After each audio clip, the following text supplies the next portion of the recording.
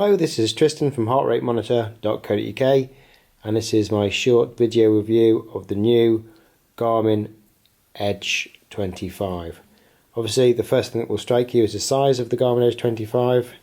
Here we have a Garmin Edge 810, there's a 25. Compared to something else new, we have the Polar M450 there. Device wise, obviously nearly half the size, but display wise, not too bad at all.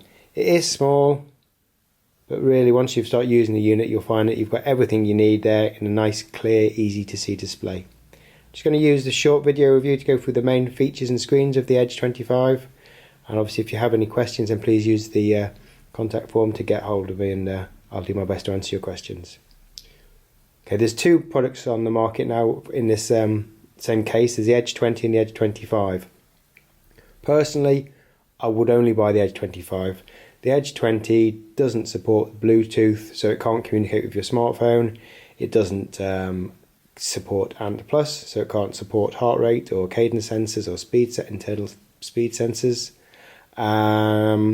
So for the extra, I don't know, 20-30 pounds, personally I would definitely go for the Edge 25. So even if right now you don't think you want to, you've got the option of adding smartphone notifications, smartphone connectivity, and ANT+ heart rate and speed and cadence.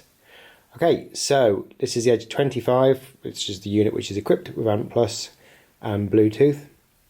I'm going to go through the main buttons here. Top left is on off. Once it's on, quick press turns on the backlight. Bottom left goes back in the menus, so if you're a few menus down, that will go back.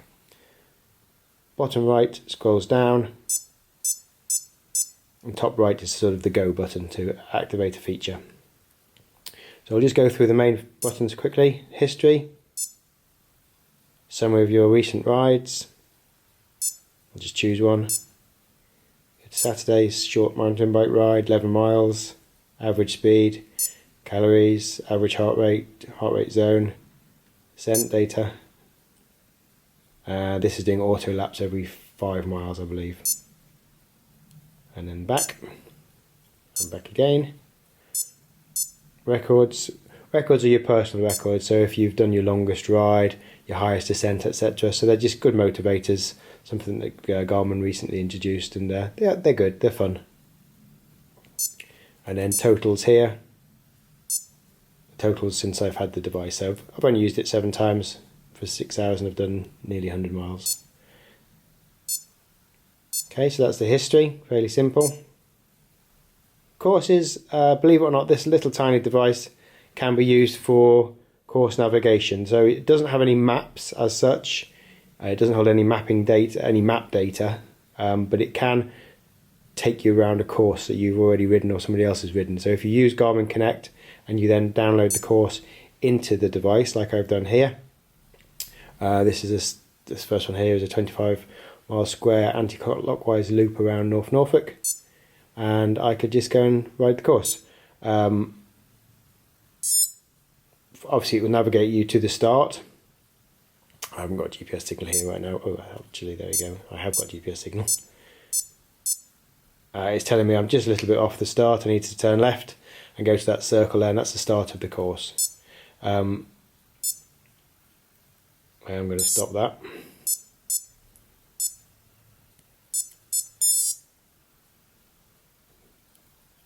Go back into courses. So yeah, there's your courses. So you download the courses into the unit, and you can, before you ride one, if you can't remember, you can review them, how far they are, when you last did them, and basic data about the ride there. Okay. Personally, I'd give them a sensible name. I've only got 2 in here, just 2 little loops that I like to do around Norfolk. So that's courses, and you say you can use somebody else's courses. So if somebody else has done a ride they want to share with you, you can pop that into Garmin Connect and then send it to the unit. To send it to the unit, you do need to connect it to your MacBook or your computer. This is the connection on the back here. Just clips on the back. It's a bit frustrating that we've all got another unit. Another USB cable, but yeah, it's small, it's convenient, and it does the job. So obviously that's also the charging bracket. Okay, so that's courses. And then we've got settings. Ride settings, laps, so auto laps, or choose which button you want to be your lap key. Auto pause, so if you stop at traffic lights it will stop and then restart again when you move. Auto scroll to scroll through the different displays. Data fields is an important one. On the Edge 25 you have, well, both of them, they have two user configurable screens. The first one has 3 segments and the second one has 2 segments. If we go into any of those we can see what options they have. So if we go into this one, go into time, so this is everything you can choose to see. I'll go through them, it might take a second but it's quite important. So time, distance, speed and average speed, calories, cadence, total ascent, elevation, that's in that view there. This one, time, distance, speed, average speed, calories, cadence, total ascent, elevation. So obviously it's the same data being presented in each view. You just need to decide what you want to see on each different screen. Okay. Now you notice there wasn't any heart rate data. The heart rate data is a pre-defined screen on the Edge 25. If I, hopefully this isn't going to confuse you, if I just go back out to the start and do my ride, I'm going to start the ride. So now there's not going to be any of that normal view data, but it does have this heart rate screen. So this heart rate screen is only found on the Edge 25 and it gives you your current heart rate and your heart rate zone of the 5 zones that you've previously defined. So you don't have access to change that. It's just there and it does the job. I'm going to discard that ride and go back to where we were, which was in settings. Okay, so that was ride settings and we were looking at the data field, so hopefully that's clear. Connect sensors. The Edge 25 uses Ant Plus, so it will work with a Ant Plus heart rate belt, Garmin or any other brand as long as it's Ant Plus, and it will work with Ant Plus speed and cadence sensors, so Wahoo, Garmin, etc. It will work with those. The Bluetooth is for connecting to your smartphone. So if you want smartphone notifications, if you're riding with your phone in your pocket and you want the unit to receive text messages or incoming call alerts, then you turn that on. Pairing smartphone, yep, it's simple.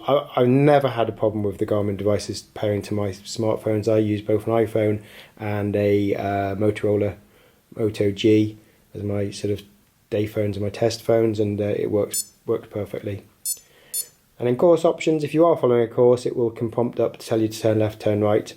And also Garmin have their own segments. Obviously everyone's familiar with Strava segments, and something like the Edge 520 does support Strava segments, but this doesn't. But it will download segments from Garmin Connect's database that are around your area if you want it to. So if you do have some friends that maybe also use the Garmin Connect and you've got those segments, well, you can make them yourself anyway. Obviously you can reproduce the Strava ones, but it doesn't do Strava segments, it just does Garmin's own segments.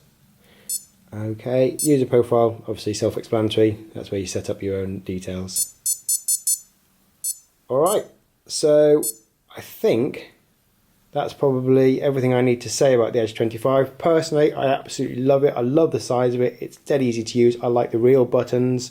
I can't currently think of any criticism for it. It does exactly what I would want, probably 95% of the time. It doesn't do street mapping, it can't do auto routing, looking up addresses, it doesn't have that ability at all. But if you just want something on the bike to give you speed, distance, heart rate, cadence with the necessary sensors, then I would highly recommend it. The battery life is about 8 hours.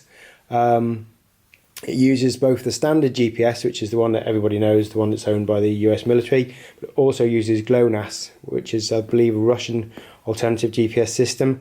So you've got two GPS systems there. It does use a bit more battery if you turn them both on, but if you're riding in wooded areas, then it's handy to do that. So 8 hours normally, maybe about 5 or 6 hours if you turn on both the GPSs. It's a standard quarter turn Garmin twist lock that we're all familiar with, exactly the same as on the back of the any existing Edge units. I've mentioned this already to you. This is the it's not going to focus, that's the charging bracket, and then we have the app.